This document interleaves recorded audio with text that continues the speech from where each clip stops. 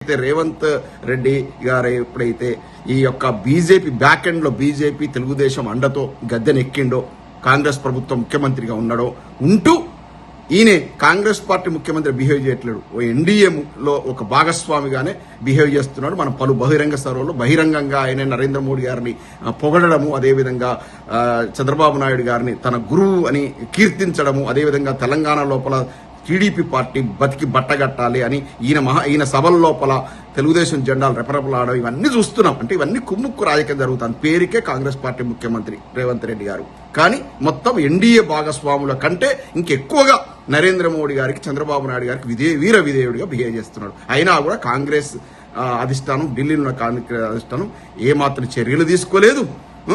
ఏమి అసలు ఈయనకు వార్నింగ్ ఇచ్చిన సందర్భం కూడా గడపలేదు. ఎందుకంటే వాళ్ళకి కావాల్సింది నెల నెల ఖర్చులకు పైసలు కావాలి. తెలంగాణ నుంచి పైసలు పోతాయి, కర్ణాటక నుంచి పైసలు పోతాయి, వాళ్ళకి అనవసరం. పార్టీ మొత్తం సిద్ధాంతాలు వ్యతిరేకంగా బిహేవ్ చేసినా, పార్టీని పుట్టి ముంచుతున్నా కూడా, పార్టీ కనుమరుగే పరిస్థితి తీసుకొస్తున్నా కూడా కాంగ్రెస్ పార్టీ అధినాయకత్వానికి, ముఖ్యంగా రాహుల్ గాంధీకి అతను ఒక పెద్ద ముద్దబప్పు, అతను ఒక అమాయక చక్రవర్తి. అతని వల్లనే అంతంత బలం ఉన్నటువంటి బీజేపీ పార్టీ దేశవ్యాప్తంగా కూడా ఇలా చాలా బలపడతా ఉన్నట్టుగా కనపడతా ఉంది. ఎందుకంటే అపోజిషన్ అంటే ఇప్పుడు మనకు ఇప్పటికిప్పుడు మనం క్వశ్చన్ చేసుకుంటే నరేంద్ర మోడీ గారికి ఆల్టర్నేటివ్ గా ప్రధానమంత్రి ఎవరు ఇతర పార్టీల నుంచి అంటే చెప్పలేని పరిస్థితి. అంటే కాంగ్రెస్ పార్టీ నుంచి రాహుల్ గాంధీ అని కూడా చెప్పలేని పరిస్థితి. ఎందుకంటే అతని పర్ఫార్మెన్స్ చాలా వీక్ గా ఉంది.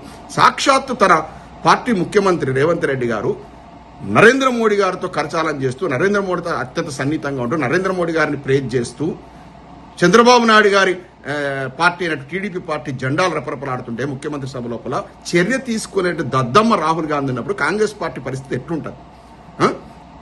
ప్రతి రాష్ట్రం